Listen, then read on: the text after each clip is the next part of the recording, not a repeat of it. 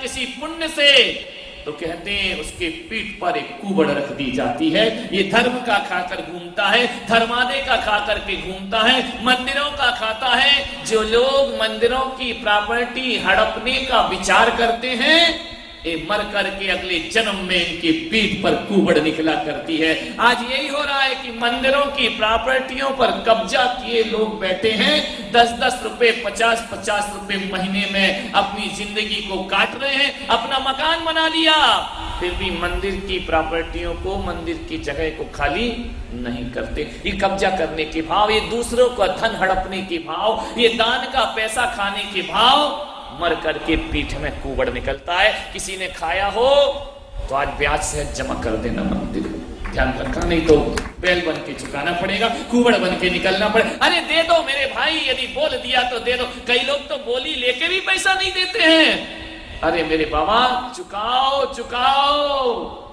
नहीं तो कई जन्म तक चक्रवृद्धि ब्याज के साथ चुकाना पड़ेगा और हल नहीं हो पाएगा। कभी भी धर्मादे का मत खाइए। आश्रम बनाया, अनाथ आश्रम बनाया, वृद्धाश्रम बनाया, हजारों लोग दान देते हैं, पैसा ट्रस्ट में गायब हो जाता है, उन तक पहुंचता ही नहीं है। हजारों लोग कंबल बांटने जाते हैं, नए कंबल फिर बाजार में बिक जाते हैं, वो बेचारे ठंड में ठिठुरते रहते। ध्यान रखिए, बात बड़ी तीखी है और मैं किसी संस्था का नाम नहीं ले रहा हूं, लेकिन अधिकतर ऐसा होता है। गौशालाएं बनती हैं, घास गाय तक नहीं पहुंचती, आयोजक और व्यवस्थापक ही सारा पैसा उड़ा जाते हैं। ध्यान रखिए, ये सब कुबड़ निकलती है। ध्यान रखना, भगवान के घर देर है अंधेर, आज नहीं तो कल इन कर्मों का फल जरूर मिलेगा। पवित्र भाव रखो, देने वाला कितनी पवित्रता से देता है और आप उसका दुरुपयोग करते हैं तो सजा तो मिलती है। कितना भी खा लो, कितना भी कुछ करो, अन्याय और अनीति की कमाई, जीवन के अंत में वो आदमी कुत्ते की मौत मरता है। आज जोड़ लो कितना भी अन्याय और अनीति से। आपको मालूम है फूलन देवी का क्या हश्र हुआ? जीवन भर गोलियों में जीती रही, डाकू बनकर के जी, कितनों को गोलियों से भूना, अंत कैसे हुआ उसका? गोली से हुआ। ध्यान रखना, जीवन भर करोगे अंत भी वैसा ही हुआ करता है। वीरप्पन का अंत आपको मालूम है। अब लादेन की जिंदगी भी क्या जिंदगी है मेरे भाई, जरा सोचो तो। अमेरिका से लड़ेगा, हिंदुस्तान से लड़ेगा, सब पर आतंक फैलाया हुआ है। जरा एक बार सोचो, मैं तो सोचता हूं कि उस आदमी से अच्छा तो एक झोपड़ी का मजदूर होता है। अरे आदमी स्वतंत्रता से तो घूमा करता है, कहीं गुफाओं में घुसना पड़ता है, गुप्त स्थान पे रहना पड़ता है, स्वतंत्रता की जिंदगी हासिल नहीं हो रही। गलत काम कभी भी, सही ध्यान रखना, आपके जीवन में वो क्षण आएंगे कि आपके मन में कभी कभी दो विचार उठते हैं। भीतर दो आवाजें हैं हर आदमी के भीतर, एक शैतान की आवाज है और एक भगवान की आवाज है।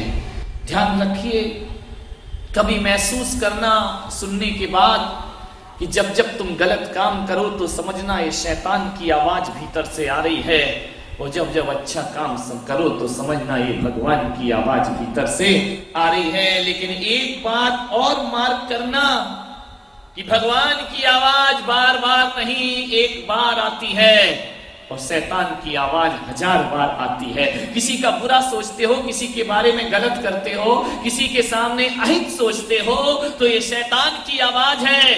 लेकिन मन कहता है ये गलत है, ऐसा नहीं करना चाहिए, ये भगवान की आवाज है। आपसे निवेदन है, शैतान 100 बार बोलेगा और भगवान एक बार बोलेगा, और जो भगवान की एक आवाज को मान लेता है शैतान उससे पराजित हो जाया करता है। ध्यान रखना, एक आवाज मान। हर गलत काम करने के पहले भीतर से एक रोकने की आवाज जरूर आती है, एक बार। लेकिन हम ये सोचते हैं कि सारी दुनिया तो कर रही है, हम कौन सा अकेले कर रहे हैं? सारी दुनिया तो बेईमानी करती है, हम कौन सा ईमानदार अकेले बन करके बैठ? ये शैतान बोल रहा है, तुम नहीं बोल रहे हो। भीतर जो गलत आदमी बैठा है वो तुम्हें मन करता है यार बोल लो, बहुत लड़ाई हो गई, झगड़े हो गए, फिर शैतान आके कहेगा कि मैं काय को बोलूं, पहले उसे बोलना है तो बोले, मेरी गलती थोड़ी है, ये शैतान की आवाज है, ध्यान रखना। मन करता है कि महाराज के पास जाएं, फिर शैतान की एक आवाज आती है कि क्या करना है, जाके आराम से रहो, महाराजों का काम क्या है, प्रवचन करना, ये करना, वो तो फ्री है, उनके ना आगे कोई है ना पीछे कोई है, अपनी तो गृहस्थी। ये शैतान का मन है, ध्यान रखना। शैतान बड़ा परेशान करता है आदमी को, ध्यान रखिए। आपसे निवेदन है, शैतान की बात नहीं। दो रास्ते मिलेंगे जिंदगी के, अच्छा रास्ता चुनना। ये बात बिल्कुल अक्षरशः सत्य है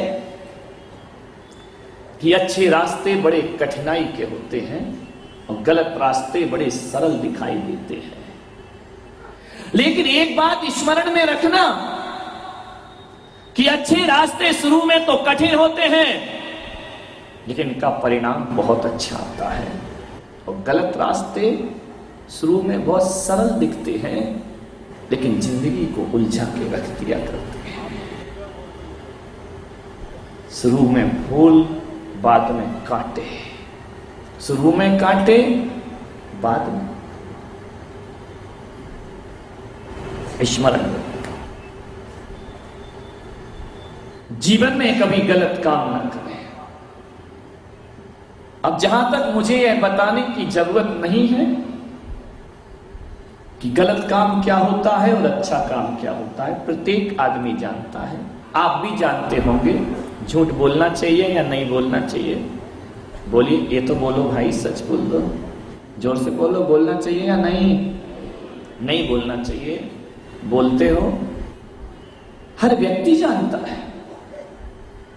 क्रोध करना चाहिए कि नहीं करना चाहिए? सब कहेंगे नहीं करना चाहिए। करते हो? गई भैंस, वो कहां जाएगी? पानी में नहीं तो छत पे तो जाएगी। किसी का दिल दुखाना चाहिए या नहीं? आप जानते नहीं दुखाना चाहिए। दुखाते हो, दिन में 1000 बार दुखाते हैं। जानते सब हो, मानते कुछ नहीं है। बुढ़िया का सभी मजाक बनाते हैं। एक तो लकड़ी का सहारा लेकर के चलती है, पीठ में कुबड़ है, बच्चे उसे छेड़ते हैं, पड़ोस से जहां निकल जाए वो उसकी मजाक बनाते। बुढ़िया ने कहा, नारद मैं बहुत दुखी हुई इस कुबड़ से, मैं आपसे निवेदन कर रहा हूं, कभी बूढ़ों का मजाक मत बनाना। ये सोचना कि बुढ़ापा एक दिन मुझे भी आएगा। जियोगे तो बुढ़ापा जरूर आए। किसी बुजुर्ग को देख के उसका हंसी का पात्र मत बनाओ, किसी बुजुर्ग की उपेक्षा मत करो, किसी बुजुर्ग का अपमान मत करो, किसी बुजुर्ग को देख करके उसका उपहास मत उड़ाइए। ये घटना हमारे साथ भी घट सकती है। हंसना, अरे जो से जवानी पर इतना मत इतराओ, अपनी क्षणिक उपलब्धियों पर इतना अहंकार मत करो। कोई जरूरी नहीं कि जो आज तुम्हारे पास है कल तुम्हारे पास रहे, इसकी कोई गारंटी नहीं। एक क्षण में क्या से क्या हो जाए।